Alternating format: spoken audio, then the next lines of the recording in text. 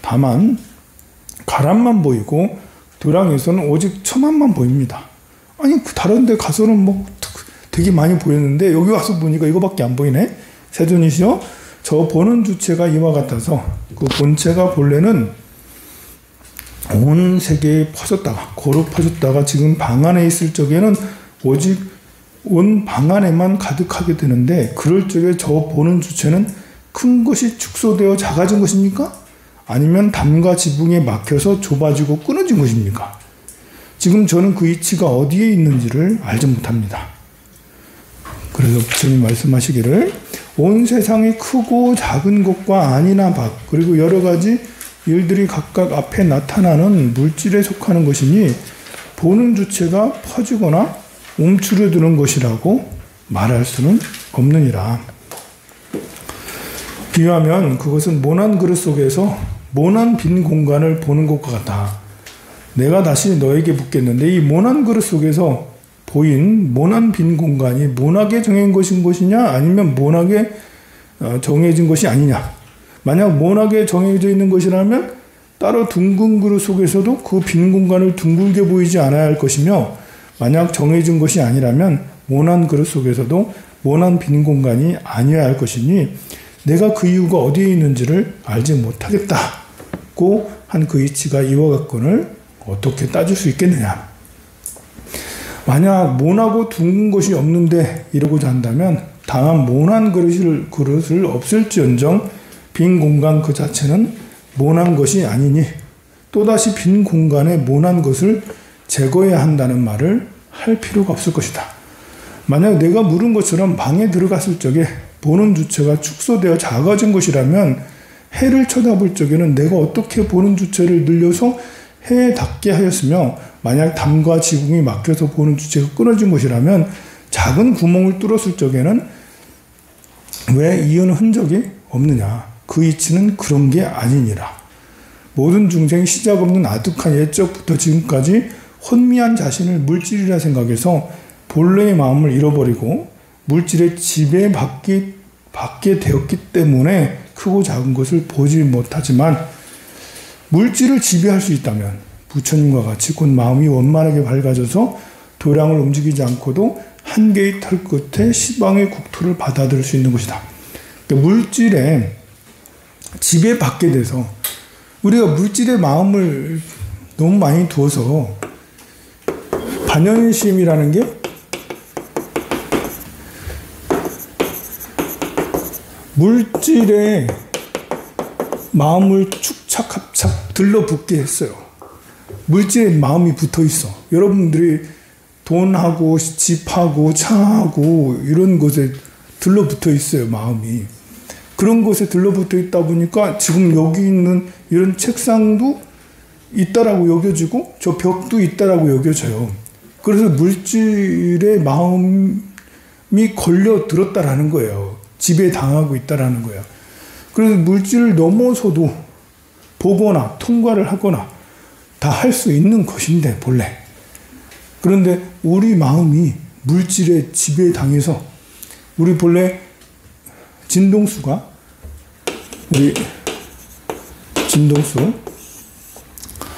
우리 신체 사람의 신체의 진동수는 이렇게 되게 이제 그 진동하는 그런 것이 되게 이제 낮아요. 이렇게 섬세하지가 않아. 동동동 마치 이제 그러니까 물질처럼 이 벽에 있는 물질처럼 내 몸도 단단하다라는 거예요. 그런데 이제 진동수가 낮으면 물질화돼서 이제 이것이 이렇게 통과하지 못하고 서로 물질에 지배당해요. 근데 진동수가 높아지면 그러면 이제 물질을 초월하게 되는 거죠. 그러니까 신통의 힘이 그렇게 되는 거예요. 멀리 있는 것이 보이거나 눈에 이제 그 능력이 무한대가 되고 귀의 능력이 무한대가 되고 하는 것은 물질의 영역을 초월하는 거야. 그러니까 진동수가 굉장히 높아진다라는 것이죠. 이게 이제 우리가 슈퍼맨이 되는 이런 것들도 그 그런 진동수가 굉장히 높아져서 왜 투명인간 보이지 않고 벽을 통과하고 뭐 이런 것들도 마찬가지예요. 영가는 이 물질화가 덜 돼 있거든요. 정신세계에 돼 있잖아요. 그렇지만 이게 통과하는지는 모르겠네. 영가는 문으로 다니는데 어쨌든 이동은 자유로워. 그래서 이렇게 사람은 물질화가 굉장히 단단한 이제 우리 뼈 있고 이제 살 있고 이런 것이 정신세계 본 마음은 안 그런데 본 마음은 물질에 지배당하지 않을 수 있는데 근데 본 마음이 반연심해. 이 물질을 물질로 여기니까 색이 곧 공해야 되는데 그냥 그 색을 색으로만 여기고 있다 보니 사람이 된 거예요. 여러분이 만약에 색이 곧 공이에요. 공이 곧 색이에요. 이런 것이 이치를 좀 더 깊이 알면 천장에 날 수 있겠지. 태어나는 존재가 달라지는 거예요. 그래서 이제 날아다니거나 통과하거나 멀리서 이렇게 순간이동을 하거나 왜냐면 이제 그 물질 세계가 의식으로 만들어졌다고요. 노원경에 나왔잖아요. 의식으로 인해 만들어졌다고. 의식이 청정하다는 것은 색은 곧 공이라는 것, 공인 곧 색이라는 것을 제대로 이해하고 체득을 하면 그러면 시간과 공간이라는 걸 물질 세계에 있는 거잖아요. 시간과 공간이라는 건 물질 세계에 있기 때문에 우리는 물질 세계에 존재하는 한 빛보다 더 빨리 움직일 수가 없어요. 물질 세계에서 가장 빠른 건 빛이란 말입니다. 그런데 이제 의식의 세계는 다르잖아요. 마치 여러분들이 달 하면 달 지금 당장 떠오르는 화성, 태양 이렇게 저기 태양 하면서 나 저기 갈 거야 이렇게 하면 마음으로는 가지잖아요. 이게 이제 의식의 영역은 시공을 초월해 있어요. 나 10살 때, 나 초등학교 입학할 때, 코올리 때, 딱 그때 이제 여러분들 그때로 돌아갈 거야 하면 몸은 안 돌아가지만 마음은 돌아가잖아. 미래는 경험하지 않았으니까 이제 어떻게 될지 뭐 이렇게 모르니까 못 가지만 과거의 어느 지점까지는 다 갈 수 있다고 여러분들이 기억하는 그 순간에 다. 또 여러분들이 이제 이렇게 학교 다니면서 배웠던 그 위치, 안드로메다 뭐 무슨 성단 뭐 나 거기 갈 거야. 그거 가지는 거거든요. 마음은 그렇게 돼. 그게 마음의 원리, 청정 본연심의 원리인 거예요. 그런데 이제 그런 천인들은 범천, 제석천 같은 천인들은 그게 가능하다라는 거죠. 이 물질화가 이제 청정심으로 더 가까워지면 가까워질수록 물질의 영역에서 좀 초월된다고 할 수가 있습니다. 지금 여기에서도 마찬가지예요. 우리는 이제 그 반연심에 물들어 즉 업장이 두터워. 그 업장이 더 물질 세계에 그 지배당해서 지금 보여지고 들려지고 맛보여지는 것이 한계가 있을 수밖에 없다. 그러나 이제 가만 보면 여기서 태양을 저 멀리 벽이 없으면 저 멀리 착 보이잖아. 뭐 이제 그 시력의 한계가 좀 있지만 태양이 저 해가 보이네. 여기 벽이 없으면 해가 보이네. 딱 보이잖아요. 그 얘기를 좀 여기에서 말씀을 하시는 거예요. 거기에 그 용기에 모난 그릇에 또 빈 공간, 그릇에 따른 뭐 굽은 공간, 뭐 동그란 공간 이 얘기를 하면서 물질에 얽매여 있게 되면 그렇게 보여지고 그렇지 않으면 그걸 초월할 수 있다면서 이제 이렇게 말씀을 비유를 통해서 말씀해 준 것이에요. 그러니까 우리는 물질 세계에 붙들려서 지배당해서 살고 있다.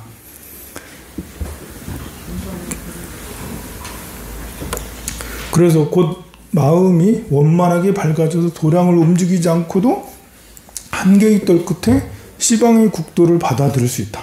한 개의 털 끝에 시방의 국도를 다 받아들일 수 있다라고 그렇게 그러니까 일미진중 함시방, 일미진중에 한 미진중 한 티끌 속에 시방의 세계가 다 들어있다라는 것은 마음으로는 여러분 이해되잖아요.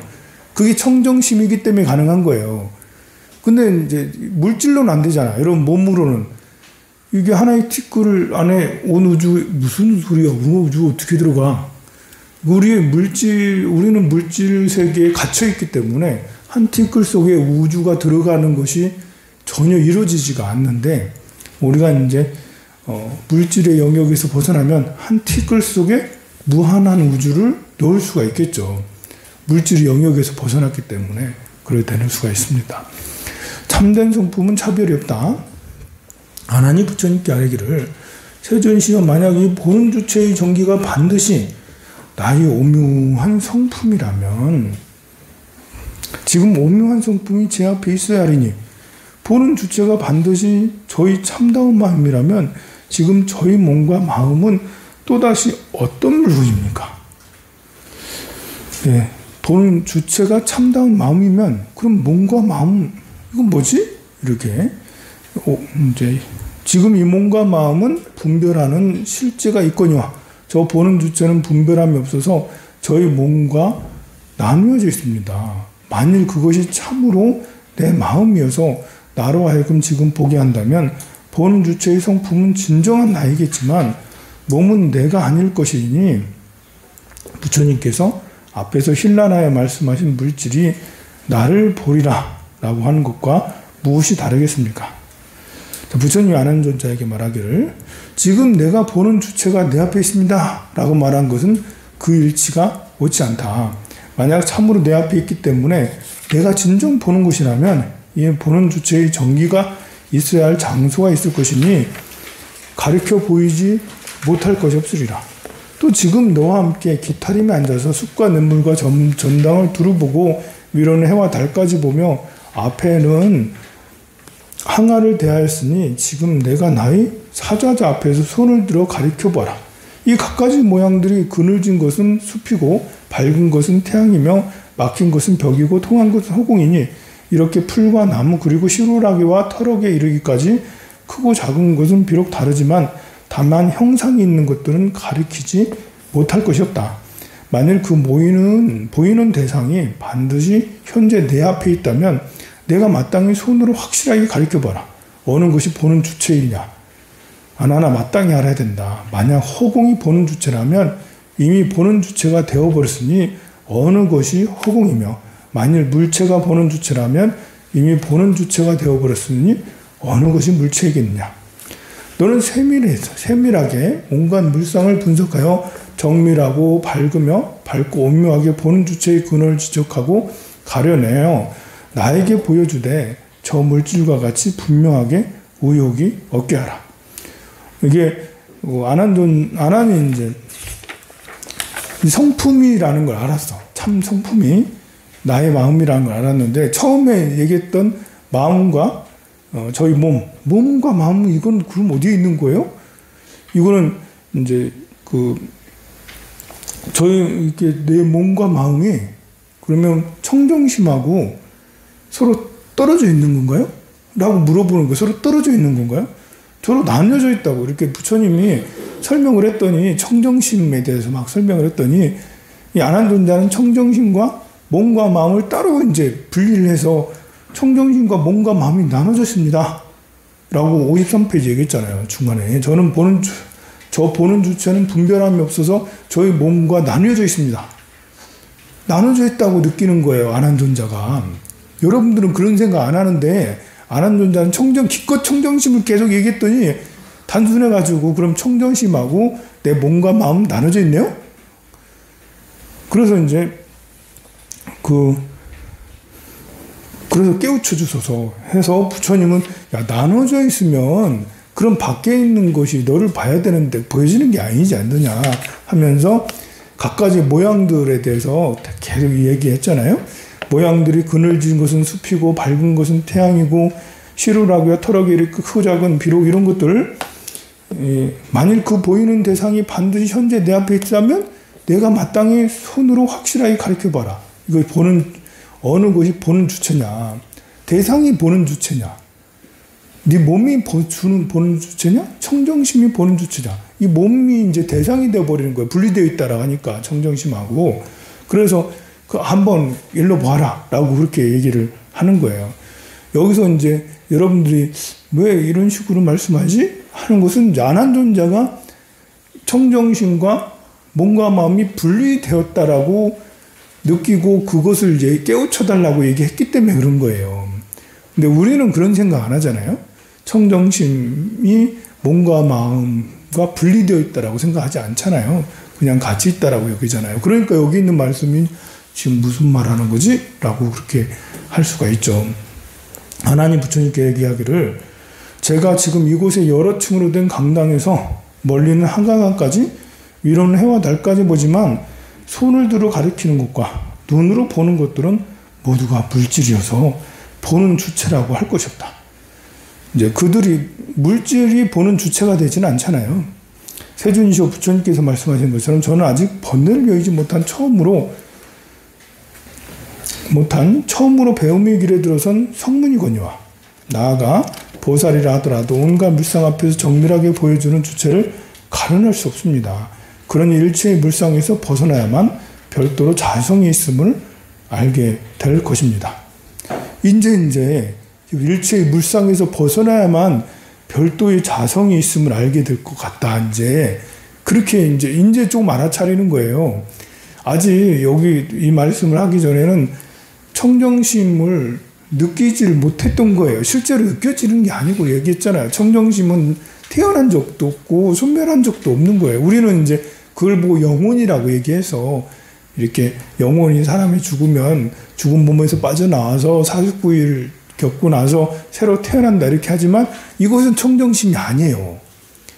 청정심이 아니란 거예요. 이거는 그것도 마음의 하나의 일종. 우리가 그것도 반연심이에요. 이게 우리 죽었다 하더라도 그러니까 이제 여러분이 말라식, 아레아식, 그리고 육식, 욕은, 오식, 안이비설신 의식과 그리고 여섯 번째 의식, 요런 생각을 이런 걸 바탕으로 해서 어떤 생각을 한다고 했잖아요. 우리는 이제 전오식과 육식은 사람이 죽으면 리셋이 돼요. 그렇게 사라져요, 이것이. 그리고 다음 생에는 기억이 없는 거예요. 근데 말라식과 아레아식은 다음 생으로 넘어가죠. 이제 내가 살아왔던 깃털이니까 영혼이라는 것으로 해가지고 넘어가요. 근데 이제 우리가 착각하기 쉬운 게 이것이 청정심이다. 착각하기 쉬운데 아니라고. 이게 청정심이 아니라고. 말라식과 아레아식은 청정심이 아닌 거예요. 이 이면에 있는 이게 있다고 할 수도 없고 없다고 할 수도 없는 이거 무언가 청정심이 있는 거예요.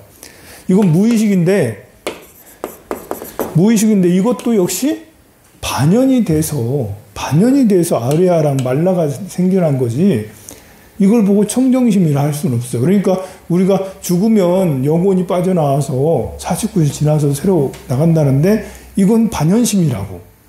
반연이 된 영혼이라고. 반연이 된 영혼. 청정심이 아니라고요.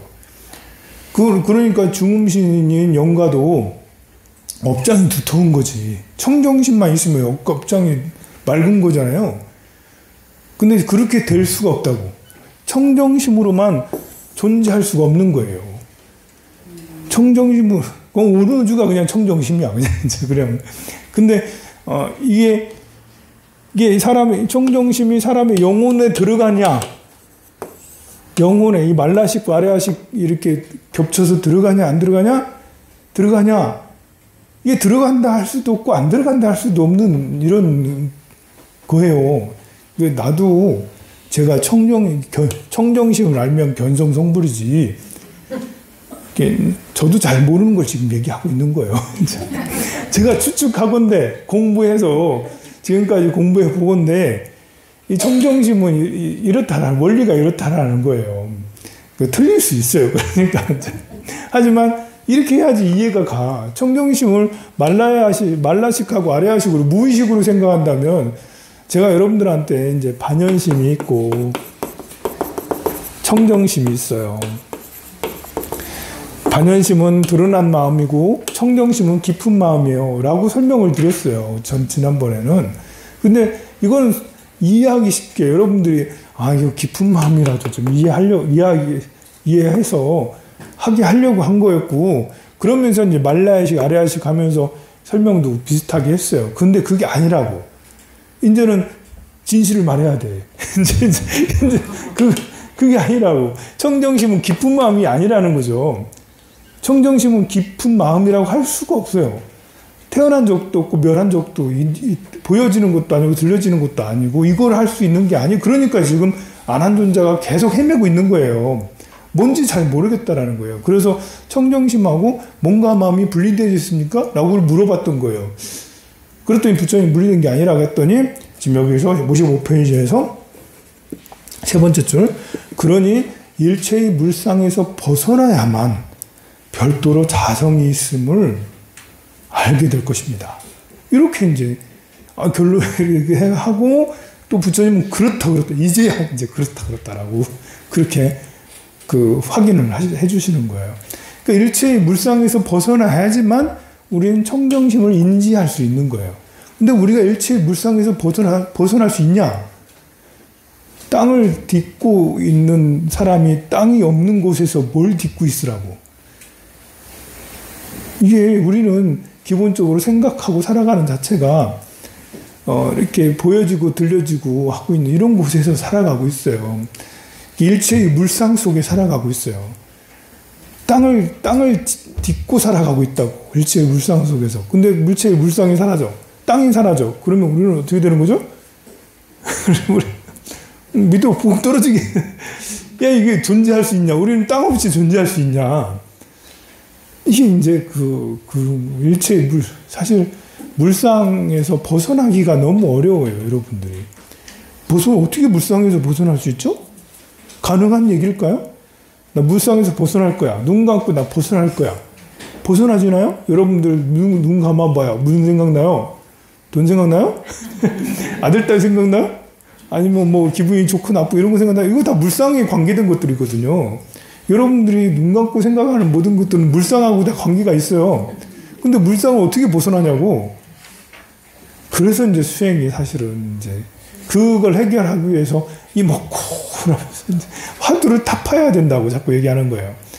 이먹고 이거 뭘까 이렇게 해서 어느 한순간 물상에서 딱 벗어나는 지점이 나타난다는 거죠. 이제 호흡을 들이쉬고 내쉬고 들이쉬고 내쉬고 백날해도 되지는 않아요. 물상에서 잘 안 벗어나죠.